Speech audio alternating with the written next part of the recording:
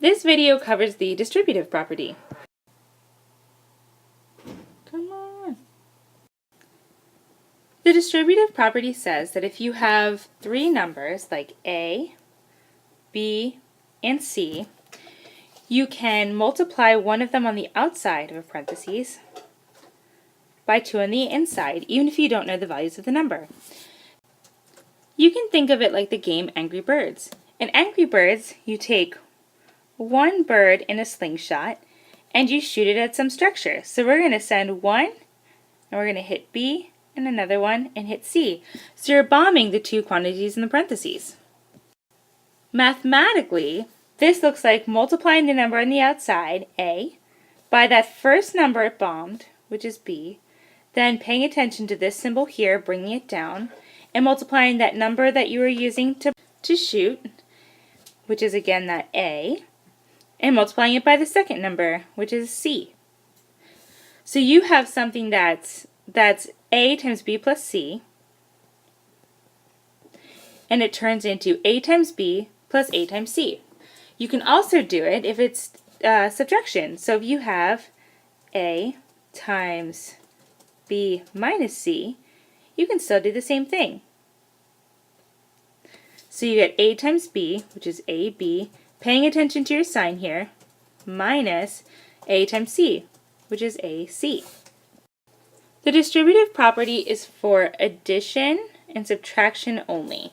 So whenever you have addition or subtraction in parentheses, you can do this property. And you have to make sure that this symbol here, and between the two multiplied quantities, is matching whatever was in the original parentheses.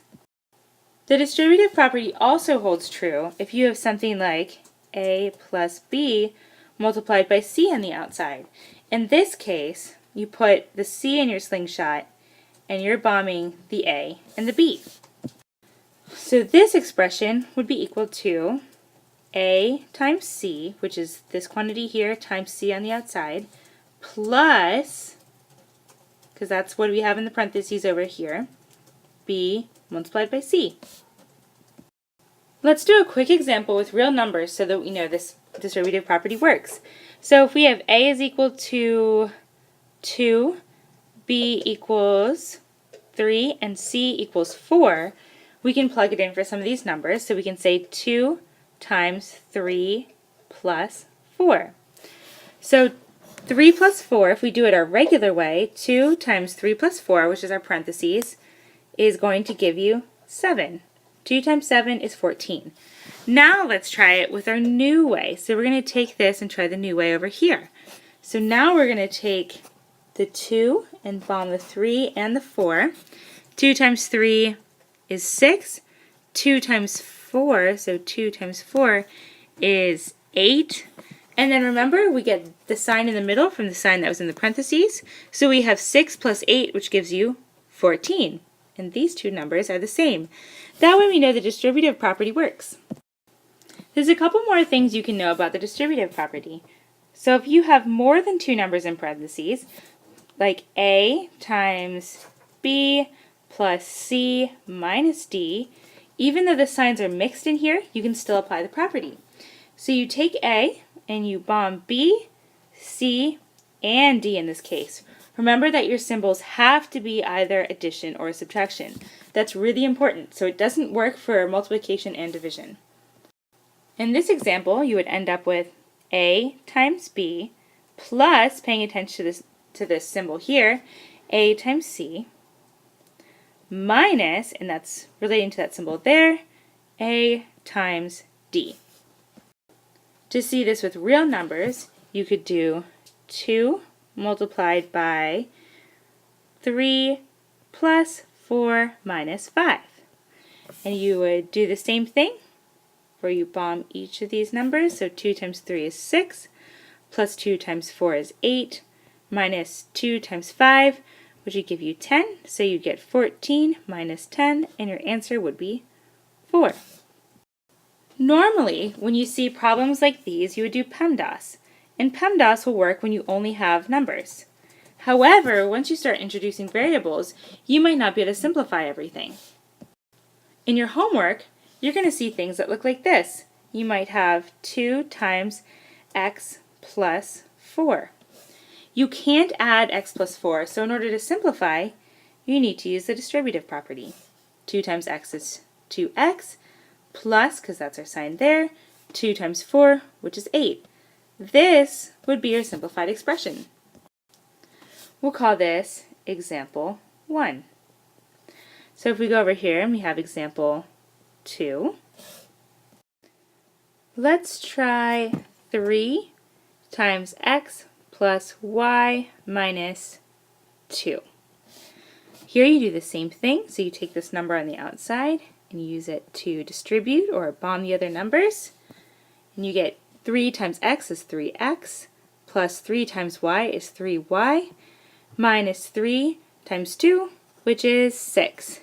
Here, because your variables are different, x and y, you can't combine them, and this would be your final answer. Let me cover a couple quick variable rules. If you have two variables that are the same, like x plus x, that equals 2x.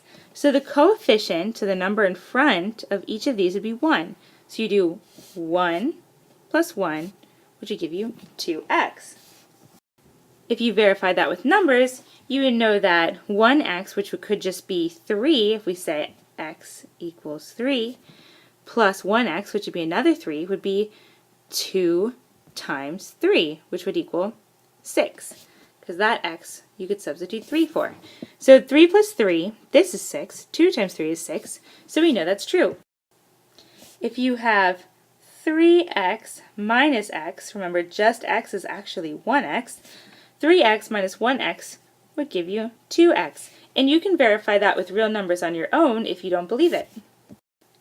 If you have x multiplied by x, you get x squared.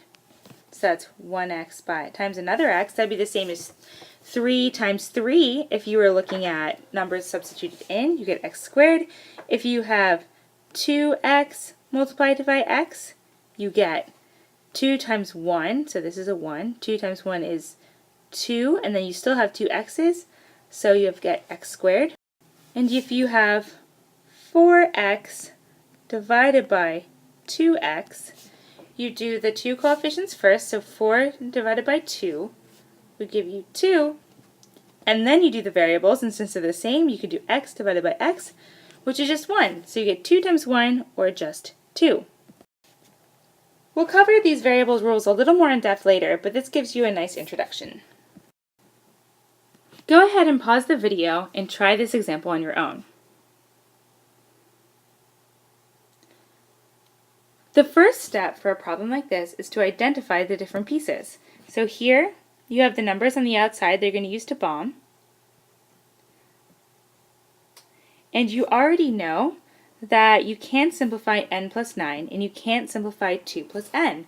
So we're going to go ahead and use the distributive property because PEMDAS can't simplify this anymore. So we do 4 times n, which is 4n. Pay attention to the symbol in the middle.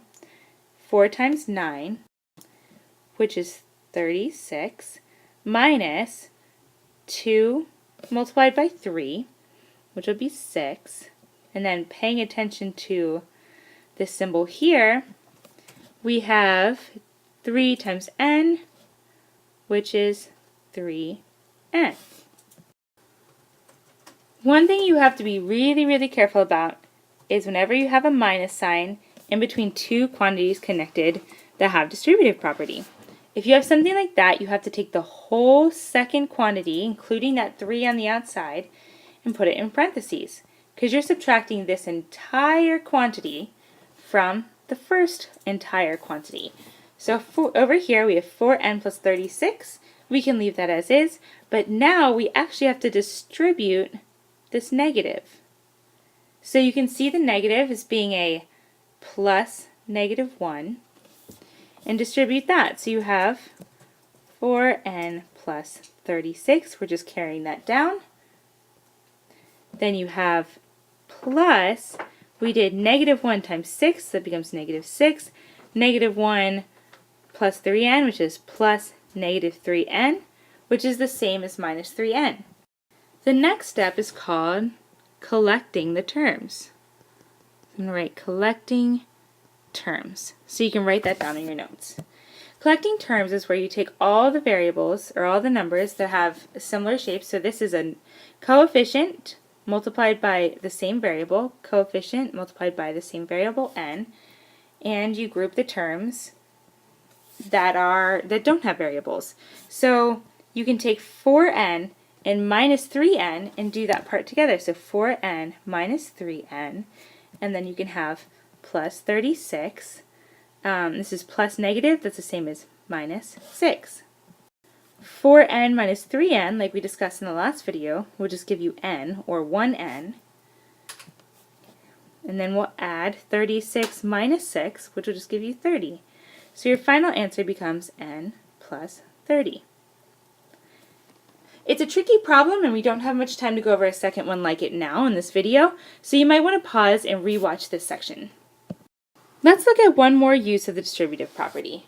In a problem like 36x minus 24 over 6, whenever you have something like this and you have something in the numerator or some sort of expression in the denominator, you can assume that there are parentheses around it. So something like 36x minus 24 would be the same as saying 1/6 times 36x minus 24. If that sounds confusing, let's reverse it really quick. So if we did 1/6 multiplied by 36x minus 24, just this stuff here, you would do 1 times the numerator of these things, so 36x minus 24. And then you would divide that by 1/6 multiplied by all of this would be over 1. So then you would end up with what we started with, which would be 36x minus 24, because you're just multiplying it by 1 here, over 6. So let's go back to what we did here, that first step, and bring it back down here. So we have 1/6 times 36x minus 24, which we decided is the same as the original problem. And we can now take this in our slingshot and distribute. So we have 1/6 times 36x, so 1/6 times 36x minus 24 times 1/6. So if we do this here, 1/6 times 36x is the same as saying 36x divided by 6 minus 24 divided by 6. Whenever you have multiplication or division and one of the terms has a variable, like here, you can just divide the numbers and then make sure to attach your variable on the end. So 36 divided by 6 is 6, and you just stick the x on the end, minus 24 divided by 6 is 4. And that's your final answer.